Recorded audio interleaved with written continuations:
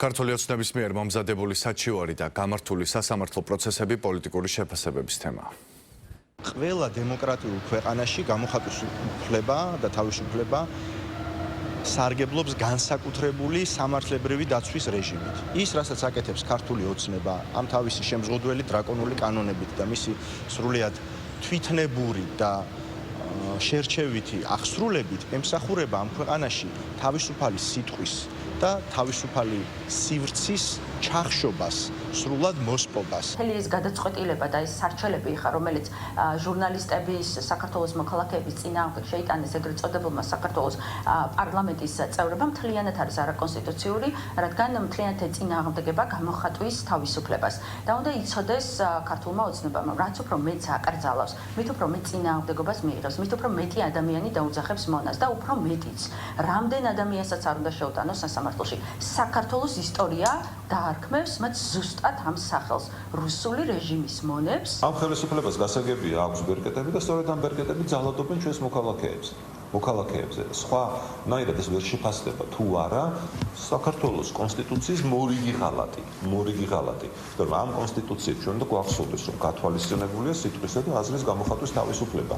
რაც შეეხება გინებას, შეურაცხყოფას, სიძულვილის ენას, ახლა ამის მომხრე არავინ არ არის რა, ნამდვილად. მე პირადად ნამდვილად არ ვარ მომხრე და თქვენ ვერ გაიხსენებთ ვერც ერთ შემთხვევას, რომ ჩვენი პოლიტიკური ძალის რომელიმე წარმომადგენელი, რომელიმე ნებისმიერი წარმომადგენელი ნებისმიერი ფორმით, ვერც ერთ შემთხვევას ვერ გაიხსენებთ, ჩვენ სიძულვილის ენა გამოგვიხატოს.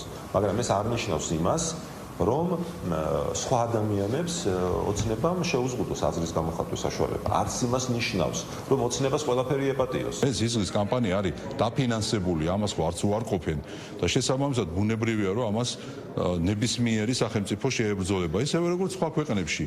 ჩვენ კარგად ვიცით, ხო, გერმანიის საგარეო საქმეთა მინისტრს სოციალურ ქსელში სულელი მინისტრი უწოდა კაცმა და სისხლის სამართლის დამნაშავედ გამოაცხადეს. დემოკრატია უკან მიდის გერმანიაში?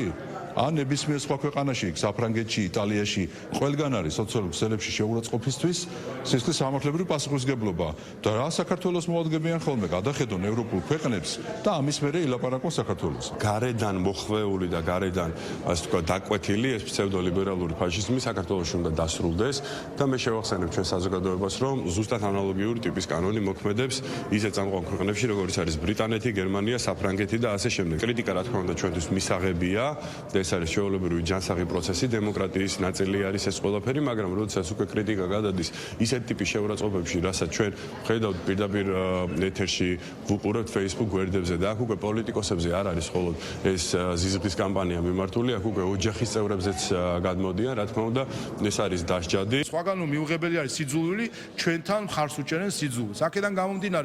აქედან გამომდინარე მნიშვნელოვანი ერთი რამის გააზრება, რომ ზიზღის ენა რომელიც გარედან იქნა შემოტანილი და იმპორტირებული არის უცხოეთიდან, ეს იმპორტირებული ზიზღის ენა შეჩერდეს.